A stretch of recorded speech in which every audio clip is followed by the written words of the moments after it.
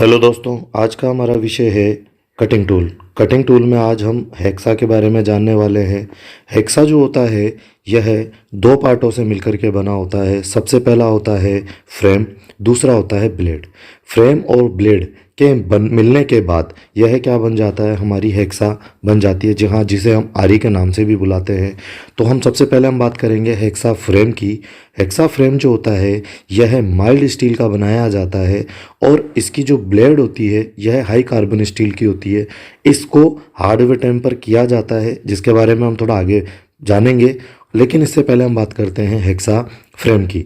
Hexa frame जो होता है यह सामान्यतः दो प्रकार का होता है, जिसमें होता है सबसे पहला फिक्स हेक्सा फ्रेम, दूसरा होता है adjustable hexa frame. Fix hexa frame जो होता है यह एक स्टील की एक ही रोड का बनाया होता है, जबकि एडजस्टेबल जो हेक्सा फ्रेम होता है इसे हम देखते हैं यह कुछ इस प्रकार से बनाया जाता है। कई बार इसे एक पाइप से आप देखेंगे, एक पाइप के रूप में बना होता है, जिसके अंदर दो तरीके के पाइप होते हैं। एक की साइज छोटी होती है और एक की बड़ी होती है। यह दोनों एक दूसरे के अंदर आराम से फिट हो जाते हैं।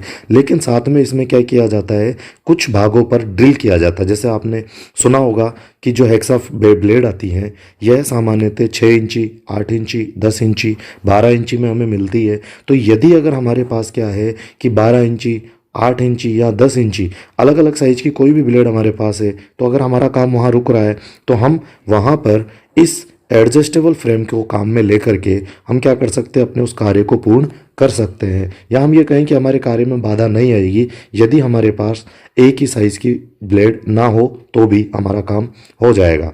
तो इसी प्रकार से हम वहाँ पर एडजस्टेबल हेक्सा फ्रेम काम में लेते हैं। तो चलिए हम बात करते हैं इसके बाद इसके भागों की, जिसमें सबसे पहले हम बात करते हैं इसके फ्रेम की। यह स्टील का एक फ्रेम कहलाता है, ठीक है। इसके बाद हम बात करते हैं लीवर की। यह जो लीवर होता है यह हमारी हेक्सा ब्लेड को पकड़ने में हमारी मदद करता है, जबकि दूसरा वाला जो लीवर होता है यह तो सिर्फ होल्डिंग डिवाइस की तरह ही काम करता है, होल्ड करके रखता है। जबकि इसमें आगे की छोर पर लगा हुआ जो हमारा लीवर होता है यह एक विंग नट के माध्यम से लगा होता है, जो कि इसे घुमाने पर, जिसे अंगूठे के दबाव से क्या किया जा सकता है, आराम से घुमाया जा सकता है। और घुमाने पर इस ब्लेड को मजबूती से खींच करके पकड़ के रखा जाता है, ताकि जॉब के ऊपर जब इसे चलाया जाए तो चलते समय या कार्य करते समय यह निकल ना जाए। इसके बाद पीछे की तरफ आपने देखा होगा एक हैंडल लगा होता है, लकड़ी का हैंडल होता है ये। चलिए आगे चलते हैं और इसके भागों को और विस्तार से हम समझते हैं।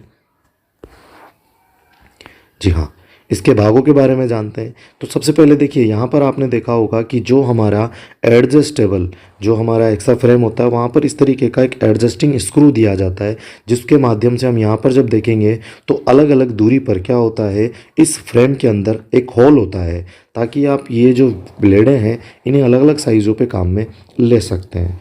इसके बाद सबसे इसकी प्रमुख होती है ब्लेडें। जब भी हम काम में लेते हैं तो हम ध्यान रखते हैं इनकी पिचों का, जो कि आप आगे पढ़ने वाले हैं कि पिचों के आधार पर क्या होता है, यह आपके विभिन्न प्रकार की होती है, जो कि प्रति इंच क्या होते हैं, दांते की संख्या के आधार पर इन्हें ग्रेड दी जाती है। और यहाँ पर हम बात कर रहे थे इस लीवर की, जिसे स्टड के नाम से, इस लीवर पे भी क्या होता है, एक छोटा सा स्टड बाहर की तरफ निकला होता है, या कई उसे लॉकिंग पिन के नाम से भी बुलाते हैं। इस पिन में क्या किया जाता है, हेक्सा ब्लेड को लगाया जाता है। या हम ये कहें कि एक और दूसरी सबसे बड़ी चीज़ होती है कि यहाँ पर ये जो स्टड वाला जो भाग होता है, ये जो पिन जहाँ लगती है, तो ये जो होल होता है, तो हम ये कह सकते हैं कि दो होलों के बीच से क्या की जाती है, हमारी इस हेक्सा ब्लेड के साइज़ को लिया जाता है। और इसके बाद दूसरी जो सबसे प्रमुख बात होती है, जब भी हम हेक्सा ब्लेड के अंदर हेक्सा लगाएंगे, या हम ये कहें कि हम हेक्सा फ्रेम के अंदर हमारी हेक्सा ब्लेड लगाएंगे, तो ब्लेड को लगाते समय हमें ये चीज़ ध्यान रखनी है कि हमारे ये जो दांते होते हैं ये हमेशा आगे की तरफ होने चाहिए। जी हाँ, जब आप हेक्सा फ्रेम को चलाएंगे तो देखिए आप हैंडल की तरफ से पकड़ेंगे और विंग नट की तरफ से आगे धकेलेंगे। तो जब भी हम इसे लगाएंगे तो हमेशा हमें ये ध्यान रखना है कि जो ये ब्लेडों के आगे के दांते होते हैं ये हमेशा सामने की तरफ होने चाहिए।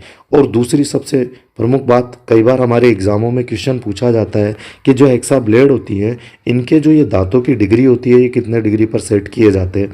तो देखिए, आप देखेंगे कि यह जो दांतें हैं, यह एकदम सीधा है, जबकि दूसरे दांतों का अगर यही कोण क्या किया जाए, आगे लिया जाए, तो यह 45 डिग्री का कोण बनाता है, जबकि जो ये सीधा दांता होता है, ये 90 डिग्री के एंगल पे बना होता है। तो हम ये कह सकते हैं कि 45 से 90 डिग्री के एंगल पर क्या किया जाता है, यह दांतें बनाए जाते हैं। चलिए आगे चलते हैं और हेक्सा ब्लेड के बारे में और समझते हैं।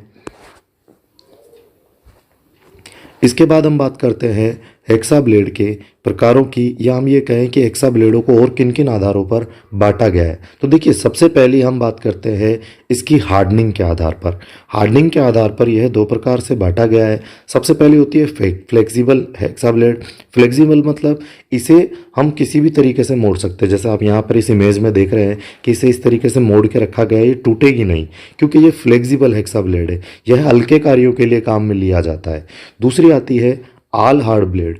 आल हार्ड जो ब्लेड होती है, यह और हेक्सा ब्लेड जो दूसरी है हमारी फ्लेक्सिबल, इन दोनों में सिर्फ ये फ़र्क आता है कि फ्लेक्सिबल जो ब्लेड होती है, इसके सिर्फ दांतों को हार्ड व टेम्पर किया जाता है, जबकि आल हार्ड ब्लेड में पूरी को हार्ड व टेम्पर किया जाता है।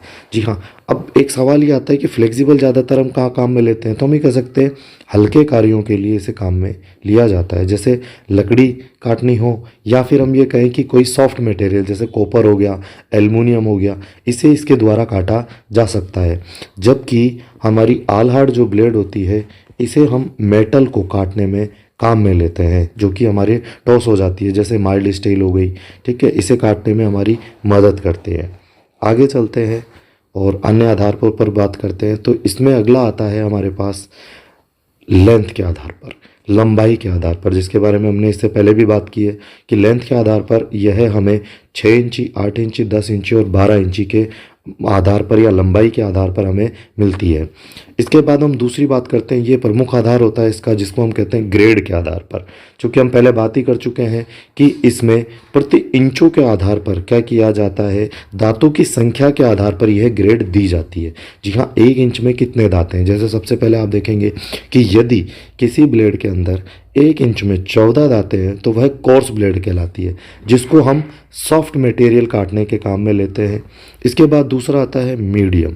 मीडियम जो ब्लेड होती है, इसमें प्रति इंच दांतों की संख्या 18 होती है, और यह जो ब्लेड होती है, इसे हम सामान्यतः जैसे कास्ट आयरन हो गया, या फिर हमके एल्युमिनियम हो गया, या फिर हम कहें कि कॉपर को काटने में काम में लेते हैं। इसके बाद अगला आता है हमारे पास फाइन। फाइन जो ब्लेड होती है, इसमें प्रति इंच 24 दांतें होते हैं, और इसके द्वारा हम जो है हार्ड मटेरियल काटते हैं, जैसे कि हम कहें माइल्ड स्टील हो गया, आपके कास्ट आयरन भी काटा जा सकता है, एल्युमिनियम अलॉय भी काटा जा सकता है, और कॉपर भी काटा जा सकता है। सामान्यतः सबसे ज़्यादा वर्कशॉपों में काम में ली जाने वाली यह ब्लेड होती है। कई बार क्वेश्चन आता है, पूछा जाता है कि सामान्यतः सबसे ज़्यादा वर्कशॉपों में काम में ली जाने वाली ब्लेड कौन सी है, तो हम कहेंगे वहाँ पर फाइन ब्लेड। इसमें प्रति इंच दांतों की संख्या 24 होती है। इसके बाद दूसरी आती है वेरी फाइन। जी हाँ, यह हमारे शीट मेटल से रिलेटेड क्वेश्चनों में आता है, पूछा जाता है कि शीट मेटल में जो है कौन सी हेक्सा काम में ली जाती है। तो वहाँ पर हम जो है, यहाँ पर जो ब्लेड है, हेक्सा तो आपकी वही आएगी, लेकिन इसमें जो ब्लेड है यह 32, जो प्रति इंच दांतों की संख्या 32 होगी, वेरी फाइन ब्लेड काम में ली जाती है। इसमें जो है पतले बारीक पाइपें जो है आराम से काटे जा सकते हैं। इनमें सबसे बड़ी समस्या ये आती है कि जैसे जैसे इनके दांतों की जो चौड़ाई है यह बढ़ती जाएगी, तो यह उन पाइपों को काट नहीं पाएंगे, या हम ये कहें कि एक शेप में, प्रॉपर शेप में नहीं काट पाएंगे। इस समस्या के कारण हम इसे ना तो हम कोर्स, मीडियम, फाइन, इन ब्लेडों के द्वारा हम इन पतले पाइपों को नहीं काटते हैं, बल्कि हम वहाँ पर वेरी फाइन ब्लेड, जिनमें प्रति इंच जो हमारे दांतें होते हैं, इनकी संख्या 32 होती है, इसके द्वारा काटे जाते हैं।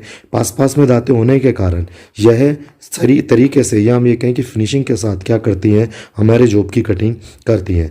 अब एक और जो समस्या आती है जिसमें ज़्यादातर कन्फ्यूजन होती है, एग्ज़ामों में ये कन्फ्यूजन बनी रहती है। जैसे हम वहाँ देखते हैं कि 1.8, 1.4 या ये 0.8 mm यहाँ वहाँ पर दिया जाता है कि यह क्या है। यह वास्तव में बताया जाता है कि जो एक दाता होता है यह इनके अंदर कितने mm पर बना होता है। तो जैसे अगर वहाँ पर हमने कहा कि भाई प्रति इंच, तो प्रति इंच की अगर हम बात करें उसे mm में इंच को कन्वर्ट किया जाए तो आप वहाँ पर देखेंगे यह होता है हमारे 25.4 mm। अगर हम 25.4 में क्या करते हैं 14 का भाग देते हैं तो वहाँ पर 1.8 आता है। तो इस तरीके से यदि हमसे कोई कोर्स, मीडियम, फाइन या वेरी फाइन की पूछता है तो हमें कुछ नहीं करना, हमें सबसे पहले 1 इंच में mm निकालना है और mm में जितने भी दाते दिए गए हैं उसका भाग दे देना है। भाग देने पर आप देखेंगे वहाँ पर इस तरीके से हमारे पास उनकी पीछे निकल करके आ जाएंगी। चलिए आगे चलते हैं। इसके बाद हम बात करते हैं दांतों की सेटिंग के आधार पर। जो हमारी हेक्सा ब्लेड होती हैं इनमें सामान्यतः यह 3 तरीके के दांतों की सेटिंग के आधार पर हमें ब्लेडें मिलती हैं, जिसमें सबसे पहले होता है सिंगल दांतों की सेटिंग, दूसरा होता है डबल दांतों की सेटिंग, तीसरा होता है जिगजैग सेटिंग। जिसमें सबसे पहले हम बात करते हैं सिंगल जो दांतों की सेटिंग होती है वो किस तरीके से होती है। तो आप देखेंगे कि हेक्सा ब्लेड में एक दाता दाएँ, एक दाता बाएँ, फिर एक दाता दाएँ, फिर एक दाता बाएं, यह कटिंग का काम करता है। इसके बाद इसमें हर 5वां दाता क्या होगा बीच में दिया जाएगा जिसका काम होता है सफाई का। फिर वापस से यही एक दाता दाएं, फिर एक दाता बाएं, फिर एक दाता दाएं, फिर एक दाता बाएं और 5वां दाता सीध में दिया जाएगा। जबकि डबल जो सेटिंग होती है इसके अंदर 2 दाते दाएं, 2 दाते बाएं तथा 5वां दाता सेंटर होगा। जी हाँ, यहाँ पर इन दोनों दांतों की कटिंग का काम और 5वें दाते का सफाई का काम होता है। फिर से वही 2 दाते दाएं, 2 दाते बाएं और 5वां दाता सेंटर में दिया जाता है। इसके बाद आपने देखा होगा जिगजैग जो होती है इसमें कुछ इस तरीके से ये वेव लाइक भी कहलाती है, जिसको हम लहरदार बोलते हैं। जिस तरीके से आपने देखा होगा सांप को चलते हुए, इस तरीके से यह ब्लेड बनी होती है। इसके द्वारा क्या किया जाता है, जॉब को बेहतरीन तरीके से काटा जाता है। ज़्यादातर वर्कशॉपों में जिगजैग ब्लेड ही काम में ली जाती है कटिंग के लिए। अब एक और चीज़ आती है कि पूछा जाता है कि इनकी जो कटिंग होती है यह ब्लेड के द्वारा इस जॉब की कितनी गहराई के द्वारा गहराई में काटा जाता है और ब्लेड की मोटाई क्या होती है। तो देखिए ब्लेड की जो मोटाई होती है यह होती है 0.5, जी हाँ 0.5 मतलब आधा mm। और यहाँ पर जो कटिंग होती है जिसके अंदर आप देखेंगे कि इसके जो ये दांते होते हैं बाहर निकले हुए होते हैं, यह जो होती है 1 mm के आसपास आपके जॉब की कटिंग करती है। एक और जो हमेशा ध्यान में रखने वाली बात होती है, हेक्सा ब्लेड को जब भी चलाया जाता है तो कम से कम 1 मिनट में 42 स्ट्रोक लगाने चाहिए। इसके अलावा हेक्सा ब्लेड में एक सवाल और पूछा जाता है कि हेक्सा ब्लेड में वर्किंग स्ट्रोक कौन सा होता है। तो देखिए सबसे पहले हम बात करें कि जो हेक्सा ब्लेड होती है यह सामान्यतः 2 स्ट्रोक में काम करती है। एक तो आगे की तरफ चलता है जिसको हम बोलते हैं फॉरवर्ड, वापस जब हेक्सा को खींचा जाता है तो उसको हम बोलते हैं रिवर्स। तो 2 तरीके से क्या हुए इसके स्ट्रोक हुए, सबसे पहला हुआ फॉरवर्ड, दूसरा रिवर्स। जब भी हेक्सा को धकेला जाता है, जिसे हम बात करें कि यहाँ पर जब आप देखेंगे कि इस वाले हिस्से को आगे धकेला जाएगा तो हमेशा हेक्सा कटिंग करते हुए चलती है, लेकिन जब ये वापस पीछे की तरफ आएगी तो ये कटिंग नहीं करती है। इसीलिए हम कहते हैं कि जो इसका फॉरवर्ड स्ट्रोक होता है यह वर्किंग स्ट्रोक होता है, जबकि रिवर्स स्ट्रोक जो होता है इसमें यह कार्य नहीं करता है, क्योंकि यह इसमें सिर्फ क्या करता है सफाई करता हुआ चलता है। और चूंकि हेक्सा का जो कार्य होता है वह कटिंग का होता है, सफाई का नहीं होता है, इसीलिए हम ये कह देते हैं कि हेक्सा के द्वारा जो कार्य किया जाता है वो हमेशा फॉरवर्ड स्ट्रोक में किया जाता है। आशा करता हूँ मेरे द्वारा दी गई जानकारी से आप संतुष्ट होंगे। धन्यवाद।